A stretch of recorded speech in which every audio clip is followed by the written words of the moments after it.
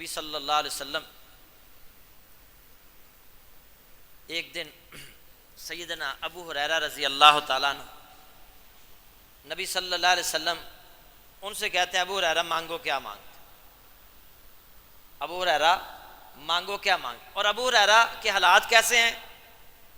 ابو ہریرہ رضی اللہ تعالیٰ عنہ وہ صحابی ہیں کہ جن کے پاس کھانے پینے کے لیے کئی دن تک کچھ نہیں ہوتا تھا، بھوک اور پیاس کی وجہ سے، بھوک کی وجہ سے بے ہوش ہو جایا کرتے تھے، کسی کے آگے ہاتھ نہیں پھیلاتے تھے، بھوک کی وجہ سے بے ہوش ہو جاتے. لوگ سمجھتے مرگی کا دورہ پڑا ہے، کوئی کہتا ہے اس کو آسیب ہے، کوئی مختلف ان کے بارے میں رائے کا اظہار کرتا، کوئی کہتا آسیب ہے، کوئی کہتا اس پر سایہ ہے، کوئی کہتا ہے اس کو مرگی کا دورہ پڑا ہے. اور حقیقت یہ ہوتی تھی ابو ہریرہ بھوک کی وجہ سے بے ہوش ہو جاتے لیکن کسی کے آگے ہاتھ نہیں پھیلاتے. آج ہر نماز کے بعد کتنے بیکاری نظر آئیں گے آپ، ہر مسجد کے اندر، ہر مسجد میں ہر نماز کے بعد کوئی نہ کوئی کھڑا ہو. کماتے نہیں ہیں، مانگتے ہیں. اپنے پچھلے دنوں ایک ساتھی آیا تو وہ قاری صاحب کے پاس کسی ریفرنس سے، تو میں اس کو جانتا تھا. میں نے ان قاری صاحب کو کہا کہ اس کا اعلان نہیں کرنا، کیونکہ میں نے کئی دفعہ اس کی تعاون کروایا. میں نے پھر اس سے کہا کہ تم کوئی کام کرو. ایک مسجد میں خادم رکھوایا، ایک مہینہ 2 مہینے کام کر کے بھاگ گیا.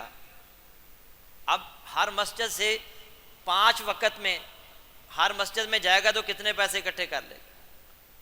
2 4 5 ہزار 10 ہزار روپیہ روز. اور مسجد میں خادم کی کتنی تنخواہ ہوتی؟ پھر ایک دن مجھے پھر ایک ہمارے دوست ہیں، انہوں نے اس کو ریڈی لگوا کر دی، نہیں وہ بھی اس نے بیچ دی. پھر کیا ہوا؟ مجھے کہنے لگا جی مجھے 20,000 کی اگر نوکری مل جائے نا، 20,000 کی، تو میں جو ہے نا وہ یہ کام چھوڑ دوں. میں نے نوکری کا بندوبست کیا. میں نے کہا جاؤ فلاں جگہ پر تمہیں 20,000 روپیہ. انہوں نے مجھ سے فون پر بات کی کہ کوئی بندہ چاہیے، میں 18,000 تنخواہ دوں گا. میں نے کہا 20,000 دے دیجیے. انہوں نے کہا ٹھیک ہے جی، کھانا بھی دوں گا 20,000 بھی دوں. اگلے دن ان کا فون آیا، جی وہ بندہ آیا نہیں. میں نے اسے فون کیا، جی میں آج جاؤں گا، نہیں گیا. تیسرے دن نہیں گیا، چوتھے دن نہیں گیا. پھر اس نے میرا فون بند کر.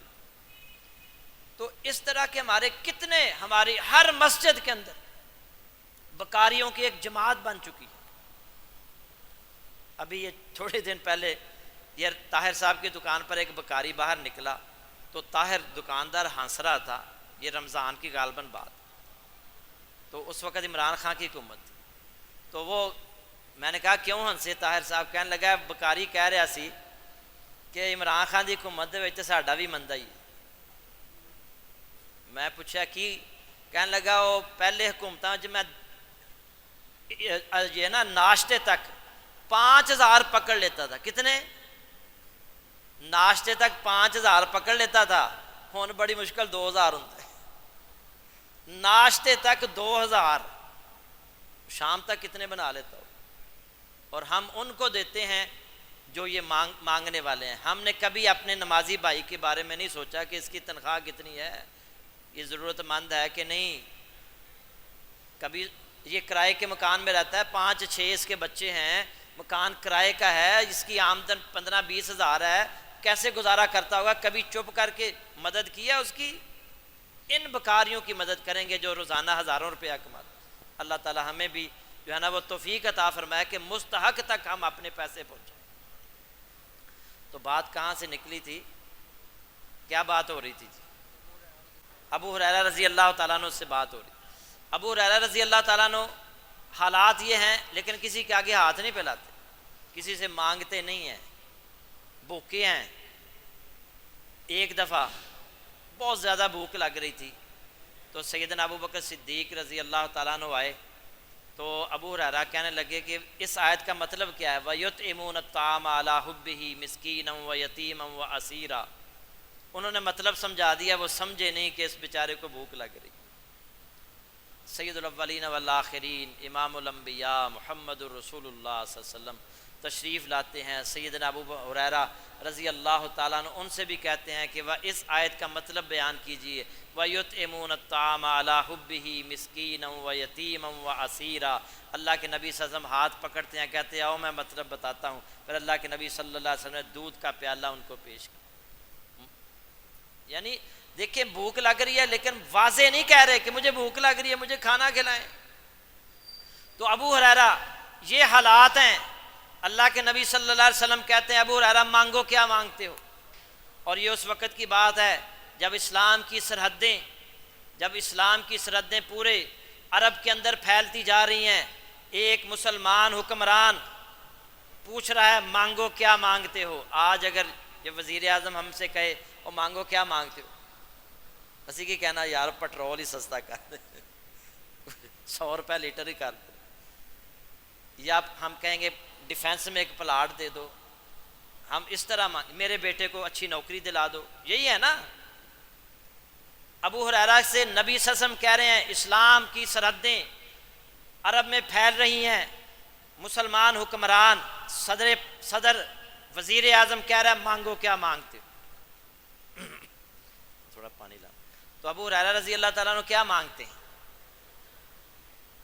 اوصنی یا رسول اللہ صلی اللہ علیہ وسلم، اے اللہ کے رسول مجھے کوئی وصیت کر دیجیے۔ کیا کہہ رہے ہیں؟ گھر میں کھانے کو کچھ نہیں ہے، اور اللہ کے نبی سے کیا کہہ رہے ہیں؟ اوصنی یا رسول اللہ، اے اللہ کے نبی مجھے کوئی وصیت کر دیجیے۔ اور اللہ کے نبی انہیں وصیت کیا کرتے ہیں؟ ابو ہریرہ وہ صحابی ہیں آپ میں سے اکثر جانتے ہیں کہ سب سے زیادہ احادیث کس نے روایت کی ہیں؟ سیدنا ابو ہریرہ رضی اللہ تعالیٰ عنہ۔ اسلام قبول کرنے کے بعد نبی صلی اللہ علیہ وسلم کی مجلس سے باہر نہیں جاتے تھے کہ کہیں ایسا نہ ہو کہ میں یہاں سے اٹھ کر چلا گیا، میری عدم موجودگی میں اللہ کے نبی نے قرآن کی کسی آیت کا مطلب سمجھا دیا، کوئی حدیث بیان کر دی، ابو ہریرہ اس سے محروم ہو گیا تو اس سے بڑی اور کوئی محرومی نہیں ہو سکتی۔ اس لیے نہیں کماتے تھے، اس لیے ملازمت نہیں کرتے تھے، اللہ کے نبی صلی اللہ علیہ وسلم کے ساتھ رہتے تھے، قرآن کی آیات سمجھتے تھے، اللہ کے نبی صلی اللہ علیہ وسلم کی احادیث کو یاد رکھتے تھے، انہیں لکھتے تھے۔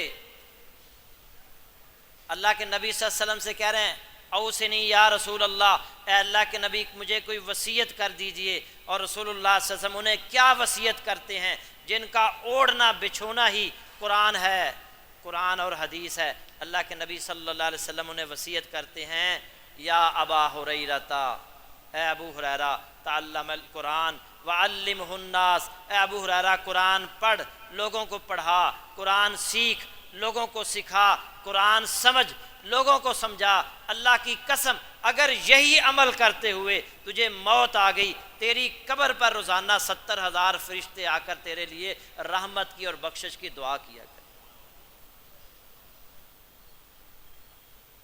قرآن پڑھ، قرآن پڑھا، قرآن سیکھ، قرآن سکھا، قرآن سمجھ، لوگوں کو سمجھا، یہ ہے کام کرنے والا، یہ ہے وہ کام جس سے عزت ملتی ہے، یہ ہے وہ کام